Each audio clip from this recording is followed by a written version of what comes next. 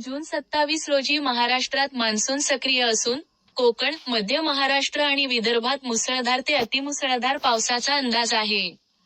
तसेच, मुंबई, पुणे, मराठवाडा आणि उत्तर महाराष्ट्रात विजांच्या कडकडाटासह मध्यम स्वरूपाचा पाऊस पडण्याची शक्यता आहे. हवामान विभागाने IMD राज्यातील 24 जिल्ह्यांसाठी येलो अलर्ट जारी केला आहे. राज्यातील विविध विभागांचा सविस्तर अंदाज खालीलप्रमाणे आहे. 1. कोकण आणि मुंबई.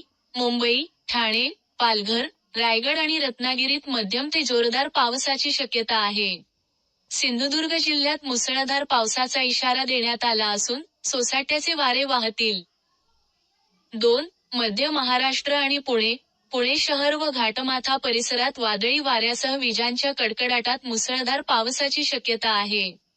तसेच, सातारा, सांगली, सोलापूर आणि कोल्हापूर पट्ट्यात जोरदार पावसाचा अंदाज आहे. 3.